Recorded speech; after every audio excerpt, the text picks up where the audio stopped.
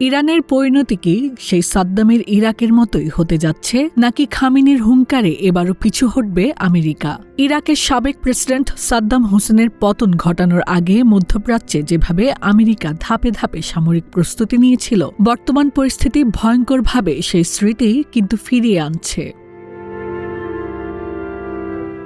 এরই মধ্যে আমেরিকা মধ্যপ্রাচ্যের বিভিন্ন স্থায়ী ও অস্থায়ী ঘাঁটি এবং আশপাশের মিত্র দেশগুলোতে বিপুল পরিমাণ সামরিক সরঞ্জাম একত্র করছে, বিপুল হারে মোতায়েন করছে এয়ারবোর্ন ইউনিট, যুদ্ধবিমান, ট্যাঙ্কার, এয়ারক্রাফট এবং নৌবাহিনীর অ্যাসেট, বিমানবাহী রণতরী ও একাধিক ডেস্ট্রয়ার, ক্রুজার সহ একটি পূর্ণাঙ্গ ক্যারিয়ার স্ট্রাইক গ্রুপ যা ইরানের কাছাকাছি আন্তর্জাতিক জলসীমায় অবস্থান নিচ্ছে।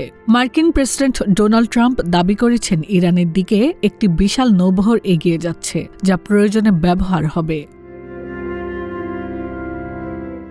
মার্কিন সামরিক বাহিনীর প্রস্তুতি ও ট্রাম্পের হুমকির পর ইরানের ভেতরে চলছে নজিরবিহীন অস্থিরতা। এই পরিস্থিতিতে দেশটি আগের যেকোনো সময়ের চেয়ে বেশি প্রস্তুত বলে প্রকাশ্যে হুঁশিয়ারি দিয়েছেন IRGC এর প্রধান জেনারেল মোহাম্মদ পাকপুর। তবে প্রশ্ন থেকে যায়, সম্ভাব্য সামরিক দৃশ্যপট থেকে কি ঘটতে পারে? বর্তমান প্রস্তুতি দেখে এটা স্পষ্ট, আমেরিকা এবার একদিনের সার্জিক্যাল স্ট্রাইকের পরিকল্পনা করছে না, বরং এটি হতে পারে দীর্ঘস্থায়ী, ধাপে ধাপে পরিচালিত অপারেশন, যার দৈর্ঘ্য নির্ভর করবে মিশন কত দ্রুত সম্পন্ন হয় তার উপর। এরই মধ্যে ইরান ও ইসরায়েল থেকে বিভিন্ন দেশ তাদের নাগরিকদের সরিয়ে নিচ্ছে। গত কয়েকদিন ধরে ইউরোপীয় এয়ারলাইনগুলো ফ্লাইট বাতিল করছে। পশ্চিমা মিডিয়ায় শুরু হয়েছে ব্যাপক প্রোপাগান্ডা যুদ্ধ।